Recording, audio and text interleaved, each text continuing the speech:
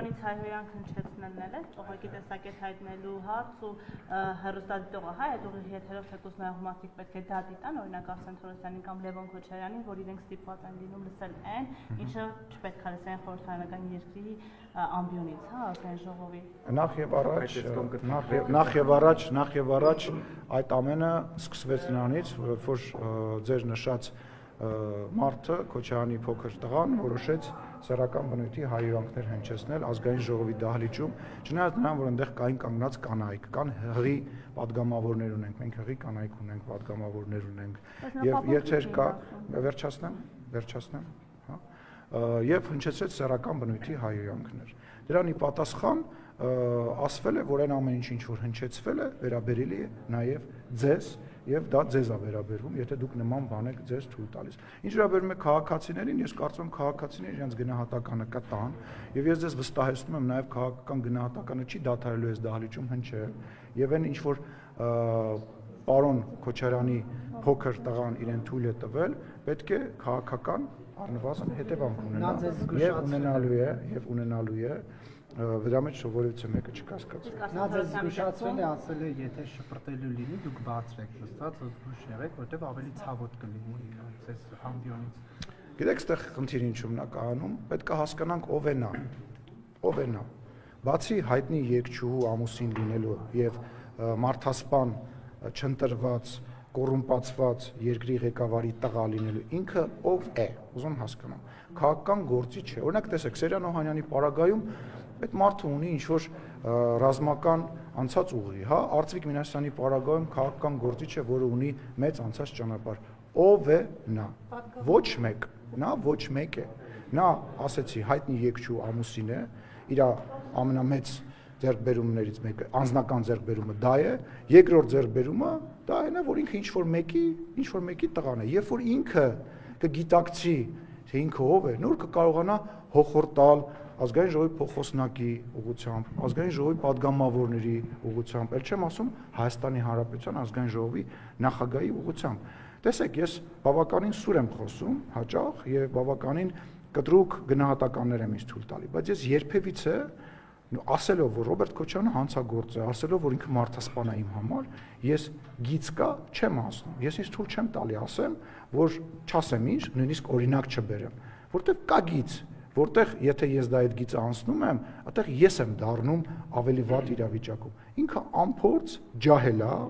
որը որ ասեցի, միակ առավելություն ունի, ու իր տեղը, իրան իմ գործընկերները, ես երկրում չէի, 4-5 օր տեղ էի, նիստերի էր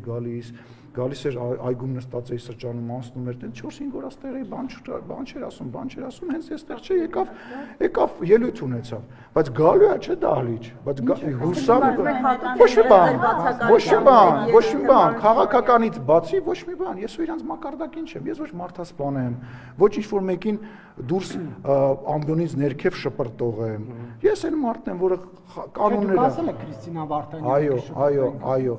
ասել եմ ու նորից եմ ասում, ով Հայաստանի Հանրապետության ազգային ժողովի նիստերը խաթարի, ես իրան դուրս կբերեմ ու դուրս կշպրտեմ նիստերի դահլիճից, բայց դա չի նշանակում, որ այդ արտահայտությունը, այդ գողականի, այդ ինչ-որ բանի, ասում եմ, ես գիտեմ ես ով եմ, ես իմ անցած ճանապարհ ունեմ, հա ջան։ Լևոն Քոչարյանը ձեզ գողական է գնում արժե։ Լսի, ինքը ոչ մի ձև չի գնում ու ոչ մի ձև չի կարա գնա, ես ասեցի, ինքը կարա քոչարյանական գնա, ինքը քոչարյանական էլ գնում է ու սաղկյան քոչարյանական էլ գնալու է, ինքը ուրիշ բանի ունակ չի, նույնիսկ հայերեն խոսալուց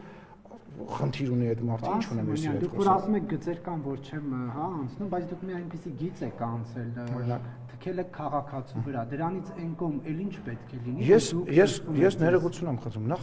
ես չեմ հասկանում, ձեզ թվում է, որ դուք ամեն անգամ էդի որ ասում եք, ես դες պետք է ամեն անգամ նույն ֆրազը կրկնեմ, ես այդ մարդուց ներողություն եմ խնդրել հրապարակային, ես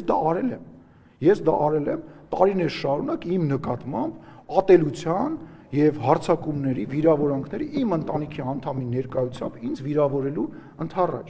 Ու այն անեկդոտը ես իզուր չպատմեցի, երբ որ Լևոն Քոչարյանը այդտեղ գլուխ էր գովում ու դեմքի մկաններով էր խաղում հորը նմանակելով, որ ինքը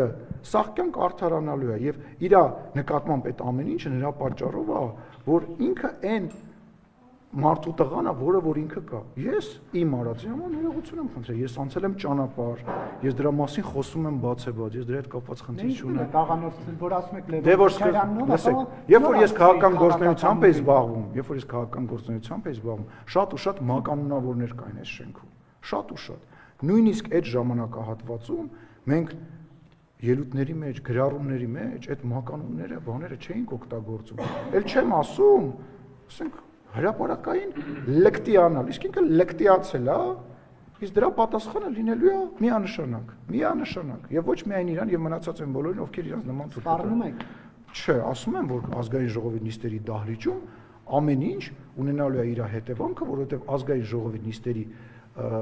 խանգարում այդտեղի չի կարող ունենալ։ Դա օրենքով սահմանված է, դա իմ ցանկությունը չի։ Ես որ ասում եմ, ես դուրս կշպրտեմ, ես որ նկատի չունեմ, որ ես տենց ինչ-որ ուժեղ գոհական տղա եմ, հեսա գալու եմ, սենց բռնեմ ու տանեմ դուրս շպրտեմ, հələ վերջում եմ մի հատ էլ հայոյեմ։ Ես նկատի ունեմ, որ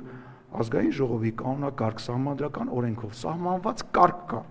որ կարող է հեռացվել դահլիճից, Հենց այդպես ասեք։ դե կարող է հեռացվել, բայց երբ որ այդ ժամանակ գոռում, ղժում են, դու ով ես եւ այլը, ասենք վերջի ամենաձևով իրանց պահում են, բնական է ձևակերպումը վերաբերում է դրան, բայց դուք երբևիցե տեսել եք, որ ես ինչ որ մի պարագայում լսի հարցազրույցս նայել ես, ես դրան պատասխանել եմ հարցազրույցում եւ համարում եմ, որ այն թեժ պարլամենտը, որը որ մենք 2021 թվականին ունեցանք, եւ այսօր ես շատ մեծ հաջողությամբ իմ աշխատանքը կատարել եմ, շատ մեծ հաջողությամբ, որտեղ հենց իրանց նպատակը ստեղ թեժացնել էր ու հիմա էլ է դա նպատակը, որովհետեւ օրակարգ չկա։ Հələ տեսեք, խնդիրը գիտեք ինչումն է, տեսեք ինչից ենք խոսում, հա? Ինչից ենք խոսում։ Խոսում ենք վիրավորանքներից, սեռական բնույթի վիրավորանքներից, խոսում ենք իրար վիրավորելուց, իրար պիտակավորելուց, կոռուպցիայից, բա ի՞նչն է իրանց օրակարգը։ Կրկնում եմ, հարց եմ տալի, խնդրում եմ ձեզ, գնացեք, երբ որ տեսնեք ընդդիմադիր լրագրողին, հարցրեք, ասեք, հարգելիներս, այն օրակարգը, որով որ դուք եկաք պարլամենտ, ո՞րն է այնուամենայնիվ, անցավ տարուկես, ո՞րն է, բա ինչի իմպիչմենտի գործընթացին չեն միանում, թող միանան, ես այդտեղ սատարում եմ, ոնց, թող իրանք միանան, ցույց տան, որ իրանք կան, ես այդ առումով շատ համարում եմ, որ թող միանան, բա ինչի են հիմա իրանք իրար, այսպես ասած, գզվրտոցների մեջ ընկել, դե երկու վարկած կա, որ Սերժ Սարգսյանի եւ Ռոբերտ Քոչարյանի մեջ այնուամենայնիվ չի կարող ռեալ գզվրտոց լինի, որտեղ իրանք երկու որակներ են քաղաքական, եւ երկրորդ տարբերակը այն է, որ փորձում են իրարից, այսպես ասած, բան տանել, համակիրներ տանել, որպեսզի գալիք ընտրությունների ժամանակ ավելի շատ ձեն հավաքեն, որտեղ իրանց ընտրողների դաշտը զանգվածը նույնն է։ Եվ այս է պատճառը։